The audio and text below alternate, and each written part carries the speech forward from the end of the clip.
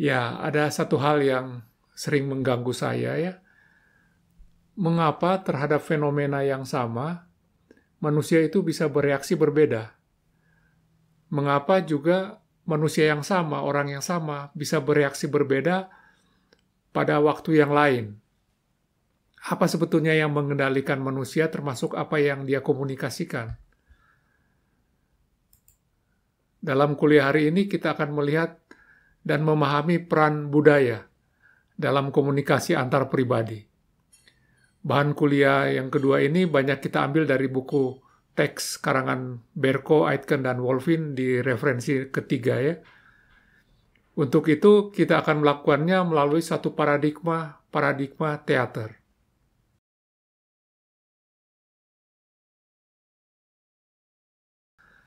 Di abad ke-6 sebelum Masehi atau 2500 tahun lalu ya, bangunan didirikan untuk mementaskan narasi drama. Sejak itu peran cerita dan pementasan sangat besar bagi pembudayaan hingga hari ini. Nah, dalam satu pementasan drama, kita mengenal paling tidak ada 5 unsur ya. Yang pertama, ada panggung fisik teaternya, bangunannya, itu yang pertama. Yang kedua, ada setting atau dekor atau pemeran pendukung yang memberikan suasana tertentu ya. Kemudian yang ketiga, ini sangat penting, ada karakter utama yang bercakap-cakap menurut skrip atau narasi atau skenario. Keempat, apa yang kita perhatikan ada namanya audience, penonton yang memperhatikan dan mengikuti adegan yang terjadi dalam percakapan tadi itu ya. Kemudian tentu saja yang kelima ada sutradara yang menyusun skenario dan para awak di belakang panggung yang menggelar pementasan. Make sense ya? Saudara-saudara, rupanya ada sebuah dunia ya di dalam pikiran sutradara itu yang berisi karakter-karakter tadi itu sedang menjalankan cerita atau narasi.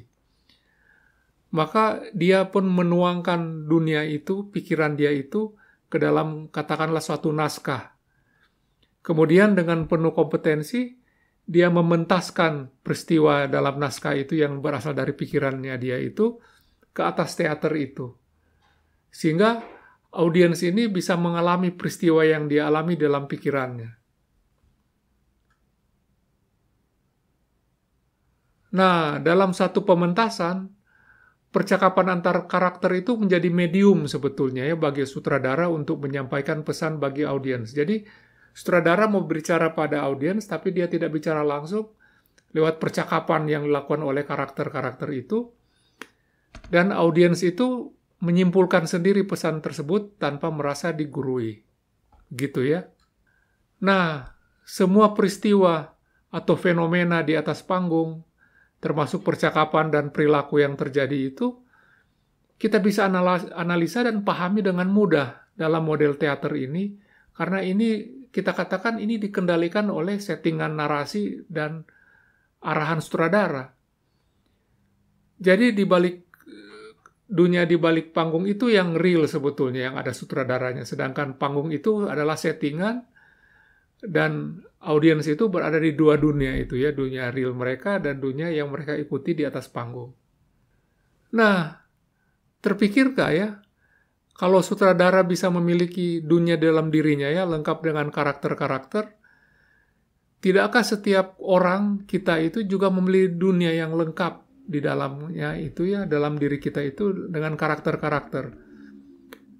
Tidakkah kita sebenarnya aktor-aktor yang sedang memainkan peran karakter itu, dan dunia yang kita lihat ini sebenarnya suatu pentas atau panggung atau settingan.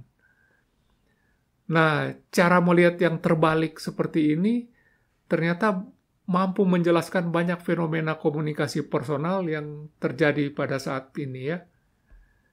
Nah, kita ini sedang mencoba memahami komunikasi manusia dengan mempelajari perilaku dari manusia. Jadi untuk memahami realitas, kita terbiasa membuat model. Model itu penyederhanaan dari realitas, bisa betul, bisa valid. Valid itu artinya untuk hal yang kita perhatikan dia berlaku ya. Model itu adalah deskripsi bagaimana cara realitas bekerja menurut suatu kepentingan. Nah, untuk itu, dalam kuliah kedua kita ini, kita akan membicarakan model, namanya model dari pementasan teater yang membantu kita untuk memahami apa yang terjadi dalam interaksi komunikasi budaya. Menyusun strategi baru berkomunikasi dan berhasil dalam komunikasi itu membutuhkan model ini. Jadi kita akan bagi dalam 4 sesi ya.